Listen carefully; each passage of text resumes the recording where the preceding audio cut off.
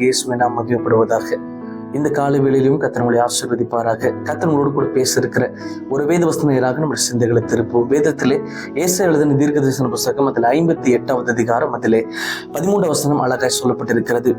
என் பரிசுத்த நாளாகிய ஓய்வு நாளிலே உனக்கு இஷ்டமானதை செய்யாதபடி உன் காலை விலக்கி உன் வழிகளின்படி நடவாமலும் உனக்கு இஷ்டமானதை செய்யாமலும் உன் சொந்த பேச்சை பேசாமலும் இருந்து ஓய்வு நாளை மனமகிழ்ச்சி நாள் என்று கர்த்தருடைய பரிசுத்த நாளை மகிமை உள்ள நாள் என்று எண்ணி அதை மகிமையாய் எண்ணுவாயாக. ஆமேன். எனக்கு அன்பான தேவ பிள்ளைகளே, ஆண்டோடைய வார்த்தை எவ்வளவு அழகா சொல்லப்பட்டிருக்கிறது பாருங்க. தேவனுடைய அந்த ஆராதிக்கிற நாளை நம்ம எப்படி பார்க்கணும் அப்படின்னா, அது ரொம்ப கஷ்டமான நாளாவோ இல்லை சிலர்லாம் பார்ப்பீங்கன்னா, சிலர் ஒர்க் போகிறவங்க இருப்பீங்க, மண்டே டு ஃப்ரைடே வரைக்கும் இல்லை சாட்டர்டே வரைக்கும் ஒர்க் பார்த்துட்டே இருப்பீங்க, உங்களுக்கு லீவே இருக்காது. சண்டே மட்டும்தான் உங்களுக்கு ஒரு லீவ் இருக்கலாம். பல நேரங்கள் நம்ம யோசிப்போம், சண்டே மட்டும் தான் இப்போ லீவ், ஒரு நாள் கூட ரெஸ்ட் இல்லை அப்படின்னு சொல்லி நம்ம யோசிச்சுட்டு சில நேரங்கள் நம்ம ஓய்வு நாள் இல்லை சர்ச்சுக்கு போகாம விட்டுருவோம்.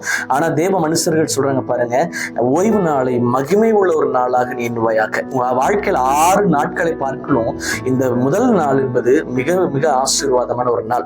இந்த 6 நாள் நல்லா இருக்கணும், ஆசீர்வாதமா இருக்கணும் அப்படின்னா இந்த ஒரு நாளை நீங்க மகிமை உள்ள ஒரு நாளா நீங்க என்ன வேண்டும். அது பாருங்க, சிலருடைய வாழ்க்கை பார்த்தீங்கன்னா கரெக்டா சர்ச்சுக்கு போற அன்னைக்கு தான் ஏதாச்சும் ஒரு வேலையை பார்ப்பாங்க. சிலர் பாருங்க, துணி துவைக்கிறதுல இருந்து சமைக்கிறதுல இருந்து சில வேலைகள்லாம் அந்த சர்ச்சுக்கு போற அன்னைக்கு தான் அது என்ன பண்ணுவாங்கன்னா இழுத்து போட்டு ரொம்ப அதிகமா செஞ்சுட்டு இருப்பாங்க. மிச்ச நாட்கள் என்ன பண்ணுவோம், வேலைக்கு போகும்போது அவசரமா சின்ன சின்னதா செஞ்சு வச்சுட்டு போயிடுவாங்க.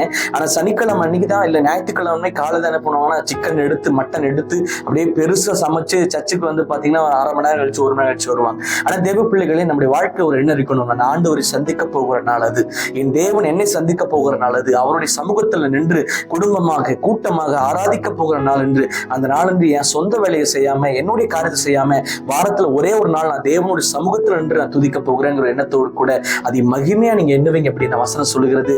தாவீது என்கிற ஒரு ராஜா இருந்தாரு, அவர் ஆடு மேய்ச்ச சிறுவன் தான். ஆனா அந்த மேன்மைக்கு வந்ததுக்கு ஒரே ஒரு காரணம், அவருடைய இருதயத்துல ஒரே ஒரு எண்ணம் இருந்துச்சு, ஆலயத்தின் வாசப்படியில் இருக்கிற ஒரு வாழ்க்கையாச்சும் எனக்கு தாங்கன்னு சொல்லி அந்த தாவீது அந்த ஆலயத்தை குறித்து அவர் அதிகமா நேசித்தார். இன்னைக்கு தேவ பிள்ளைகளே, உங்களுக்கு நீங்க எங்க போறீங்க, சர்ச்சுக்கு போறீங்களோ அந்த ஆலயத்தை நீங்க நேசிப்பீங்க அப்படின்னா அந்த ஆலயத்தின் நன்மையினால அதில் இருக்க மகிமையினால உங்க குடும்பங்களை அவர் அவங்களை ஆசீர்வதிக்க அவர் உண்மையுள்ள தேவனா இருக்கிறார். அதனால உங்க சொந்த பேச்சை பேசாம சொந்த வழியில நடக்காம சொந்த காரியங்களை செஞ்சு கொண்டு இருக்காம தேவ சமூகத்திலே அந்த நாட்களில் அமர்ந்திருந்து ஜெபியுங்கள்.